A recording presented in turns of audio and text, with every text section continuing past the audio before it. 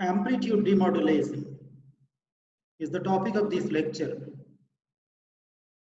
We all know that amplitude modulation is an important step, important process which is used to transmit a signal, message signal, a modulating signal where the information which we want to transmit from one place to other place is there. We take help of carrier. Carrier is mixed with original signal, modulating signal, and then that modulating signal which has been mixed with carrier signal and the outcome which is called as modulated signal transmitted by transmitting antenna or transmitter. When the modulated signal is received by the receiver, we need to separate our message signal from the modulated signal. So separating modulating signal from the modulated signal or separating message signal from the carrier is amplitude demodulation. Amplitude demodulation can also be termed as reverse process of amplitude demodulation. So this is the slide which talks about amplitude modulation and the waveform of amplitude modulated signal. See here, this is how the amplitude modulated signal, AM signal, looks like. The envelope is the amplitude of modulated signal, and this envelope is actually in accordance with the amplitude of modulating signal. We define amplitude modulated signal as the process in which the amplitude of carrier, this is actually the amplitude of carrier. Inside you can see the carrier signal.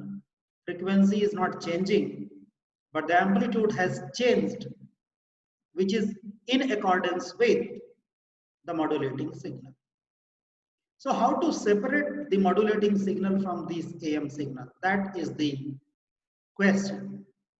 That is the problem, which is solved by, which is simplified by a process called as amplitude demodulation.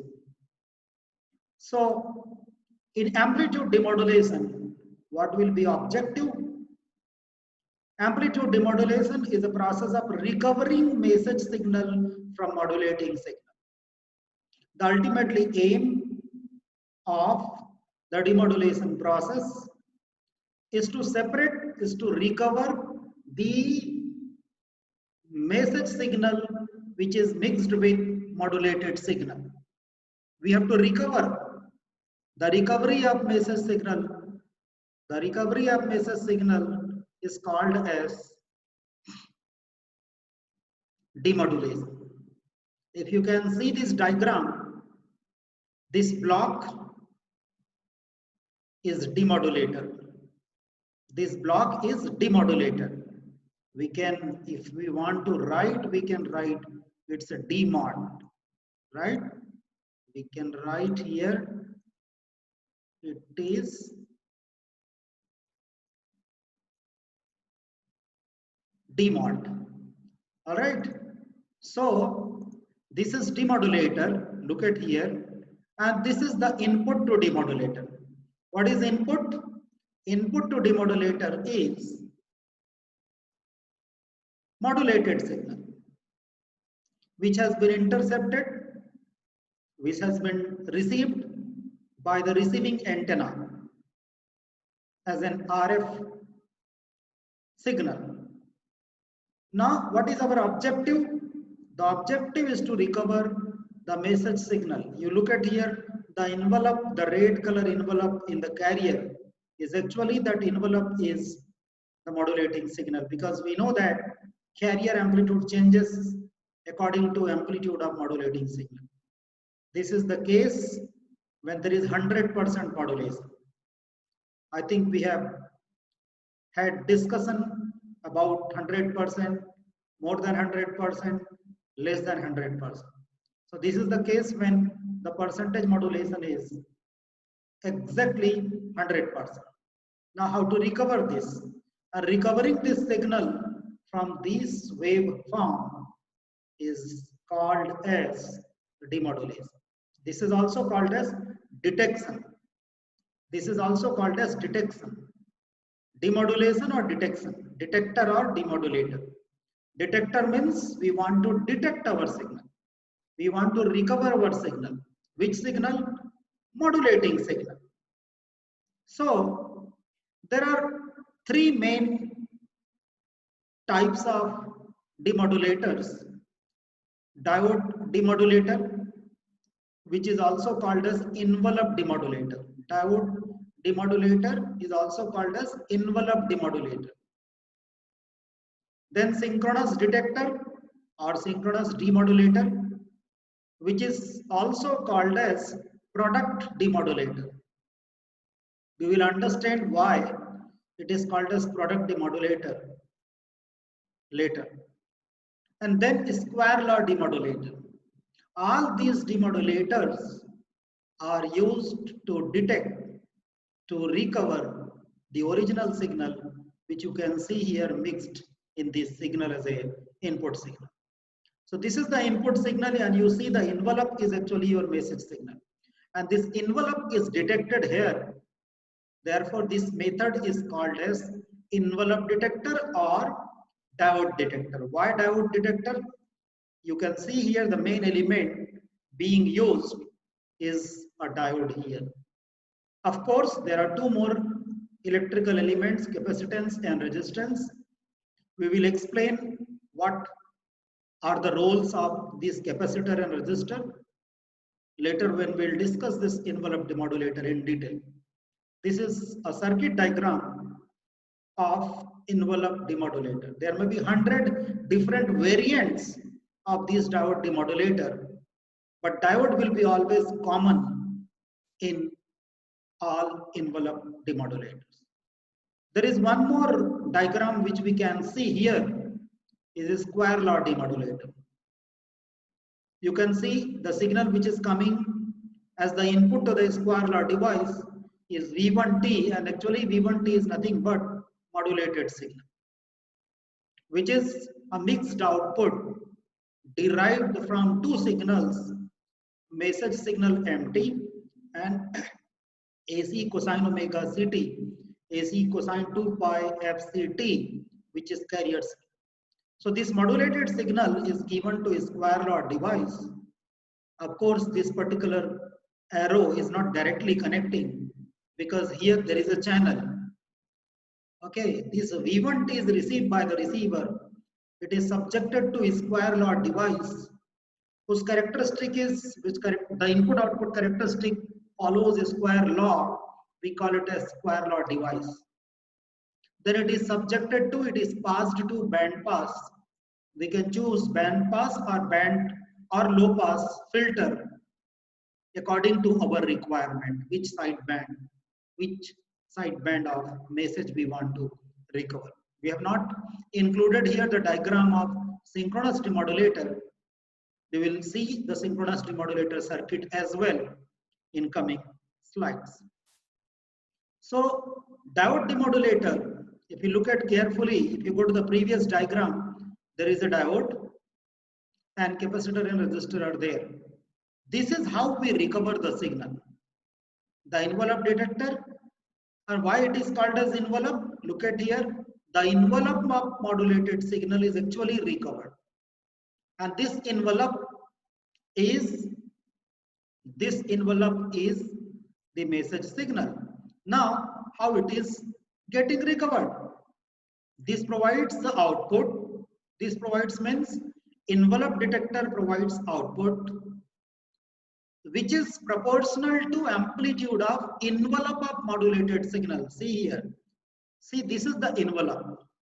If I can highlight or if I can use a pen, you see here that this, right? this particular thing. This is envelope in positive side, and this is your envelope in negative side. So you look at here positive side, and this is negative side, right? And this is your positive side. Positive side envelope, negative side envelope. And accordingly, you see, suppose this is a modulated signal. You look at here now, modulated signal. So the modulated signal is getting recovered here by recovering or detecting the envelope. Now how? We have to understand. Now you look at here a diode in the circuit, and the diode is connected with the AC input.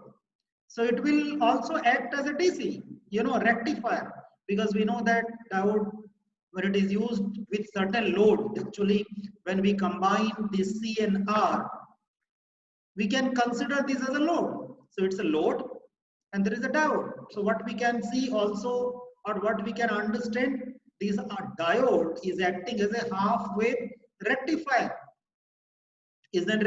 Is working as a rectifier. We know that for all positive output, it will conduct, it will give some output. For negative input, it is reverse bias, no output. So similarly, you can see here, if you see here, it's better to understand. Whenever it is going positive, it is conducting, you are getting DC output. Wherever there is negative, not at all, but we know that capacitor is connected across the load. And we also know that voltage does not change instantaneously across the capacitor. So some voltage, that same voltage remains here. The moment the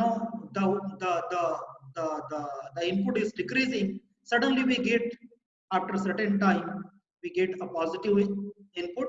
Again, it starts charging and developing the voltage.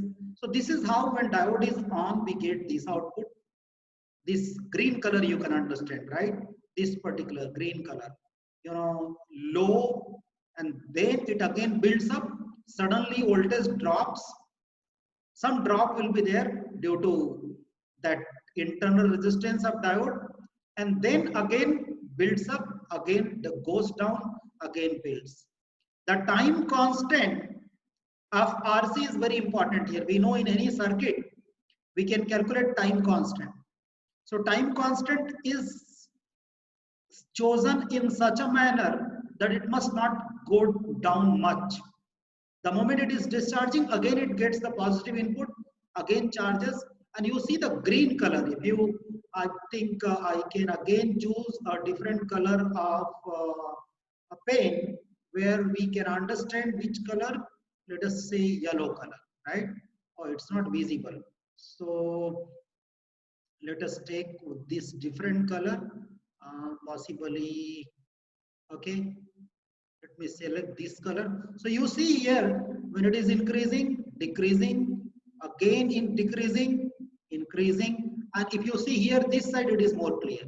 Decreasing, increasing, decreasing, increasing, decreasing, increasing, decreasing, increasing. So actually this rough output is the output which is recovered by the the diode demodulator. Negative side, as well as the negative side is concerned, negative side, because the voltage is negative, the diode will be off. So for this input, nothing will happen. For this side, positive input, but again going up. But when it is reducing, the voltage will reduce. When it is increasing, because it will increase, the capacitance will develop. The more current will flow, and therefore more voltage will be developed across the load. So this is how the actual output is. The green color you can see here, shown in the green color. An approximated output is the red color. How do we get approximated output? We can use electronic circuit to smoothen it. But what is the actual output is the green color. What you can see in the green color is the actual output. Is a kind of ripples, and those ripples can be removed. Those the fluctuations can be removed, and we can get the smooth output. And this smooth output is the envelope of this modulated signal. And as we know that envelope of any modulated signal is actually the modulating signal in the case of amplitude modulation. So this is how this method works. All right. So the diode enhances one half of the received signal over the other. For one half, the diode is on, and other half it is not off. If the same side input is given, it's not negative. But what will happen for increasing value of voltage, more enhancement will be there. The low pass filter can be used then to remove the high frequency elements which remain within the signal after demodulation.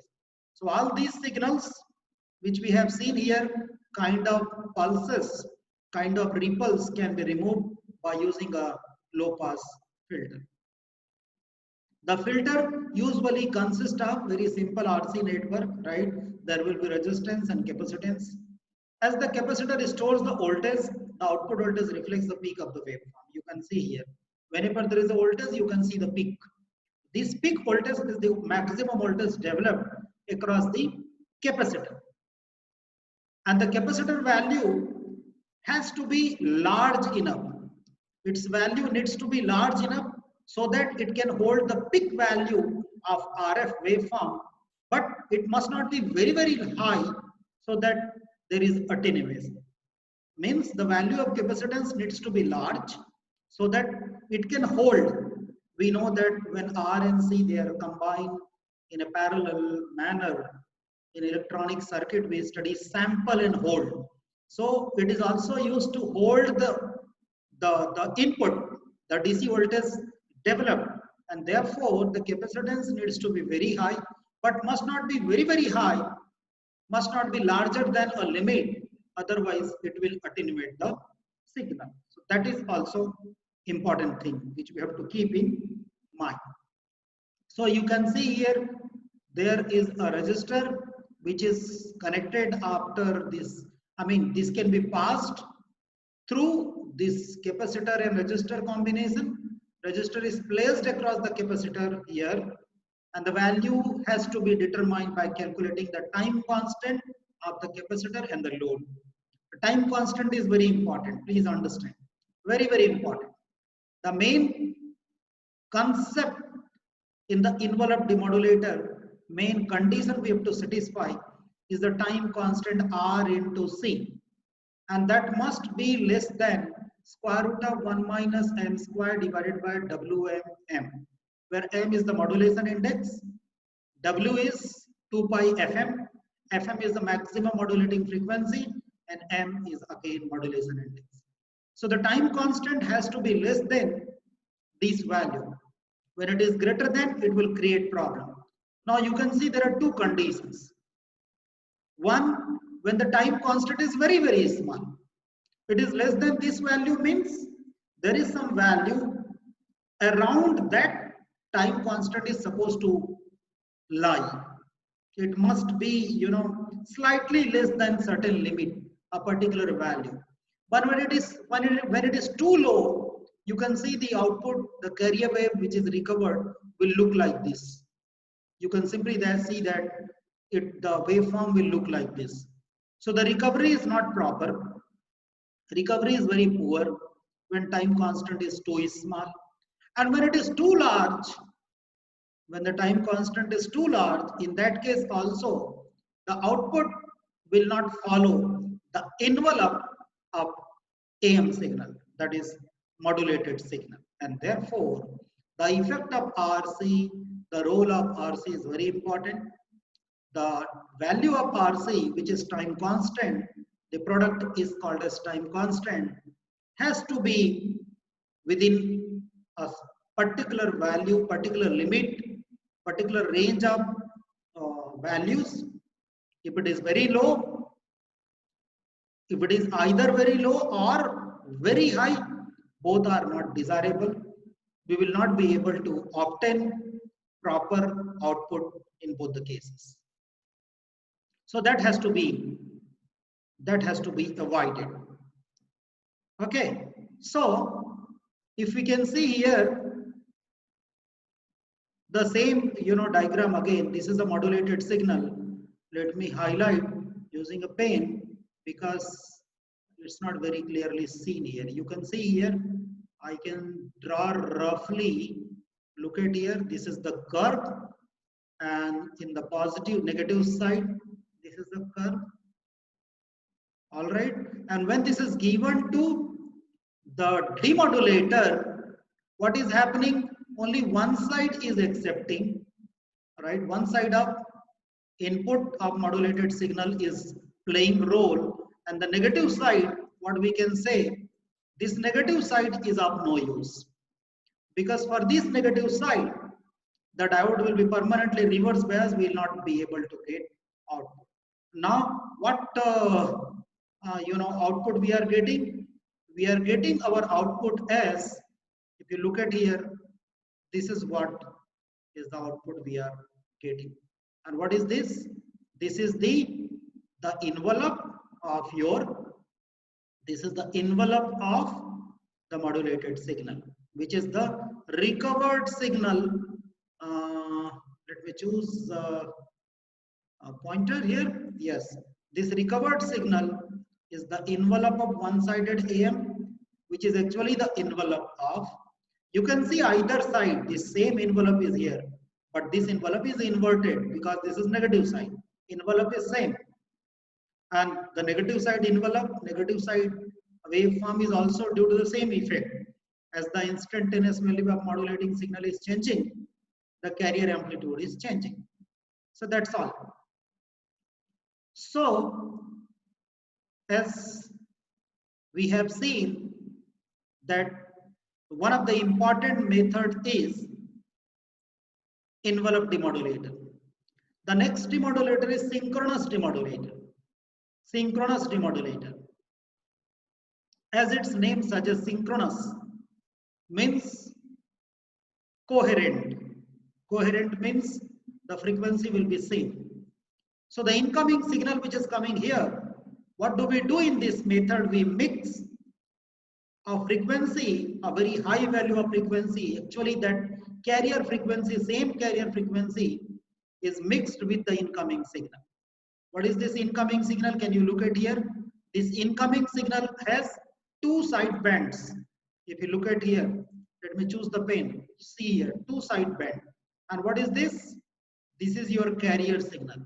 And if you look at the recovered output, the recovered output is only one side band.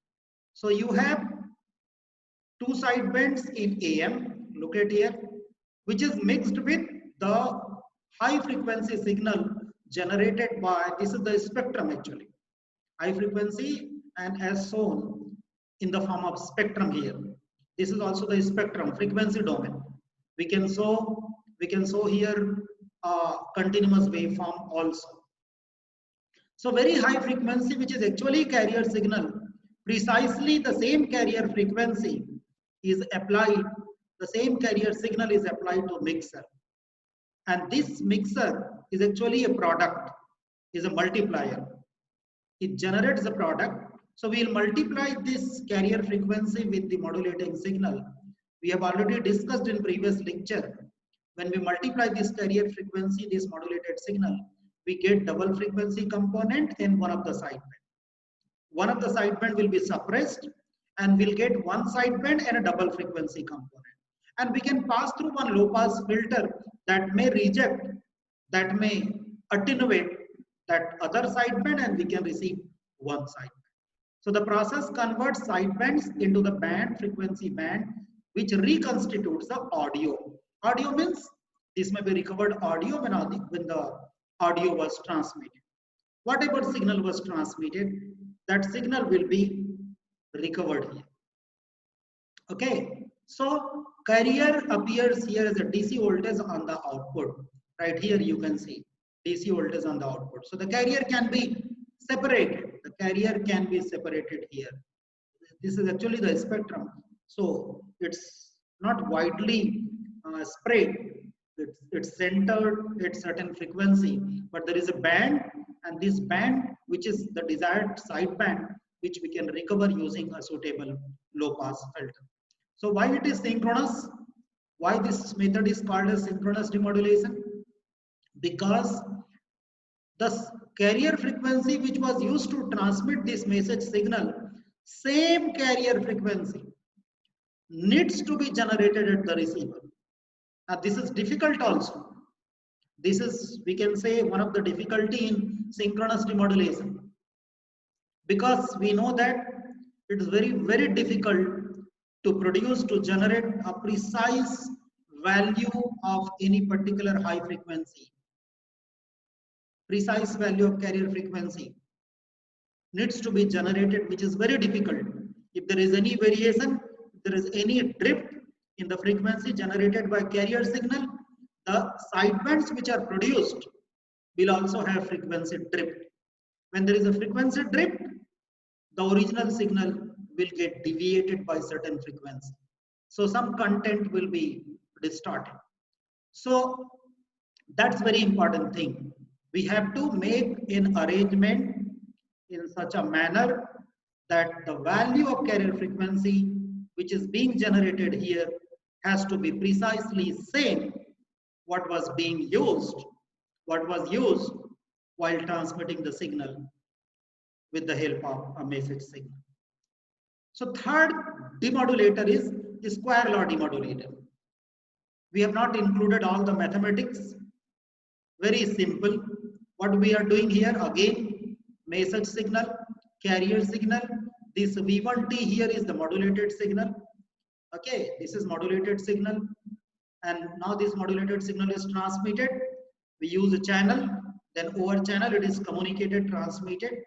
And from the channel, the receiver receives through the antenna, receiving antenna, and then while demodulating or recovering the signal, it is subjected to a square law device. This square law device has input-output characteristic. The output is always proportional to the square of the input. What is input here? Modulated signal. What is modulated signal? This modulated signal may be of 2-3 different types. This may be DSP full carrier. This may be DSP suppressed carrier. This may be SSB full carrier as well. So when there is SSB or when there is DSP FC, we multiply, we square the signal. When we square the signal, we know that in AM we have seen there are 3 components. One is at omega C, second is at omega C plus omega M, third is at omega C minus omega M. So when we square, right, we'll get different components. One it double frequency components, and others will get it the sideband frequencies as well. So when we pass through a square law device, rejecting DC component and double frequency component, and then we can choose a suitable band pass filter which allows certain frequency range of the desired sideband, and accordingly we will recover the signal. Why it is called a square law demodulator? It is because of this device is any electronic device whose input output, or rather output input characteristic, is square law characteristic. This is one extended diagram where, see, the same band pass filter can be replaced by low pass as well. When we know that the message signal is limited to or limited from certain low frequency, almost 0 hertz to certain frequency. So what do we need is low pass filter. We can use a low pass filter rather than using band pass filter. So there are 2 possibilities. When the message signal is occupying, message signal is ranging from certain low frequency to high frequency, then we can use band pass. When message signal is extending from 0 hertz to certain higher cutoff frequency, we can use low pass filter. So this is the circuit where you can see AM wave is taken, is given as the input. It is given to a square law device, will get output V2T, and then it is passed to, you see here RC, this particular combination, blue color, this low pass filter. Then there is a load across which, after passing that low pass, passing through low pass filter, the output is developed across a load. This RL is load here in the circuit. This may be any impedance which is load here, across which we'll get the output. Then the next important thing is when to use which method. Which method has to be used when. There are advantages and disadvantages of all the methods. We have not discussed very well in this lecture. We have just introduced all the three methods: envelope detector, synchronous detector, and a square law detector. But when we discuss their advantages and disadvantages, all the methods have their pros and cons. Like synchronous demodulator, the difficulty is how to generate the precise value of carrier frequency. That's the difficulty. In diode demodulator, there is a time constant constraint. When the time constant constraint is, otherwise it is very popularly used, especially synchronous demodulator is very popular. Diode demodulator, wherever there is a low cost communication system, we can use diode demodulator. But again, time constant constraint has to be satisfied, otherwise we will not get the appropriate message signal at the output of receiver, final output of receiver. Synchronous demodulator, we know that the same carrier has to be generated. If we fail to generate same carrier frequency, there would be difficulty there. In the square law device as well, we are using filters. So filters, if they do not have exact cutoff frequencies, because their cutoff frequencies need to be very sharp, and sharp cutoff frequencies are not there, then there may be difficulty. But this is something different, that when to use, when modulation index is less than 100% or less than 1% modulation. Here mu is percentage modulation index or modulation index. When we multiply by 100, it becomes percentage modulation. So this mu has to be less than or equal to 1. For what? When the percentage modulation is less than 100% or maximum 100%, then we can go for a square law or envelope detector. Whereas synchronous demodulator can be used for any modulation index, any values of modulation. It means when there is an over modulation case, because we know that in over modulation case, a lot of distortion and unwanted effect is possible in the output. So that can also be recovered by using the synchronous detector. So this is something which is very important. Based on what is the range of modulation index, we can suitably choose the particular demodulator method to recover the modulating signal. So let's sum up this lecture. In this lecture, we have discussed amplitude demodulator briefly. We have discussed amplitude modulator briefly, right? Let me expand this. Can I bring here? Yes. Amplitude modulator briefly. And we know that amplitude demodulator or demodulation is used to recover the message signal. So we have seen that we have to recover the envelope actually of the modulated signal, because envelope of modulated signal that actually has followed the instantaneous value of modulating signal. So there are three demodulators: envelope demodulator or diode demodulator, because diode is an important element used in envelope demodulator.